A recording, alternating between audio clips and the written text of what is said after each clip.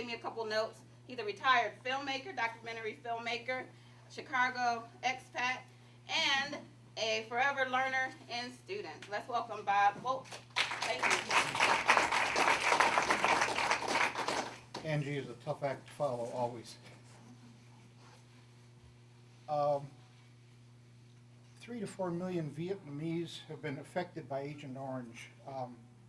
37 years after the fall of Saigon, which will actually be the anniversary will be next Monday, this toxic residue continues to plague the children of Vietnam as well as the children of our veterans. So this is the poem I wrote. It's called Her Name Means Apricot Blossom. Hong Han stops to rest on the road to Ho Chi Minh City. Through the heavy afternoon air, she carries her son, a legless, armless trunk of a boy, in an improvised backpack. The war is nearly forgotten now. What is its memory next to tired feet, choking dust, the weight of her beloved burden? Robed monks pass in silence. Into a bowl, she drops one of her last 2 coins. The gods are now as remote from her as the men who mixed the poisons, who killed the crops, made the animals sick, birthed the misshapen children. Slowly she rises to complaining joints. If she makes it to her cousins before nightfall, there will be rice and a warm place to sleep.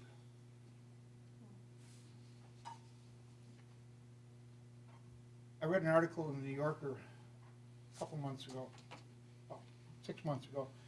The Genome Sequence Project has decoded the Neanderthal DNA and discovered there's been some intermixing, some race mixing.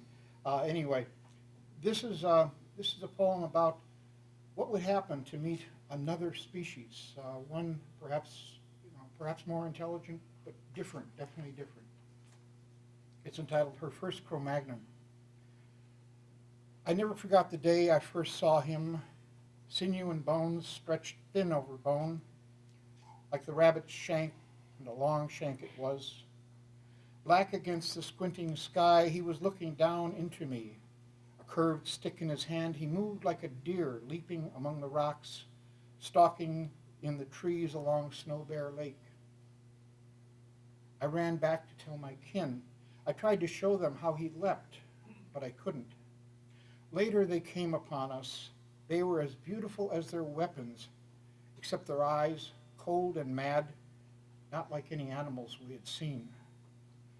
All this was many suns ago, many hunts and many deaths, yet I remember the day I first saw him, dark and thin, stretched against the rising sun. This one needs no explanation. It's dedicated to my father. It's called Sawdust. Not much talk in my father's shop. I stood for hours watching him work, helping where I could. I remember how it felt when my sweat caught the ticklish maple dust. Tinley Park, Illinois, 1947. He kept a supply of gold leaf sheets in a small Chinese box.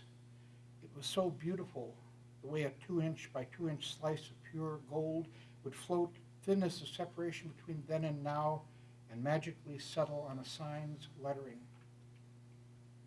The silkscreen pigments he used for posters were acrid as spray paint. I smell the word silkscreen as I write. When my father made our family's picture frames, the screaming saw blade cut diagonally and fell silent. The small reject section of wood cluttered into a bin, raising dust like the words it raises now.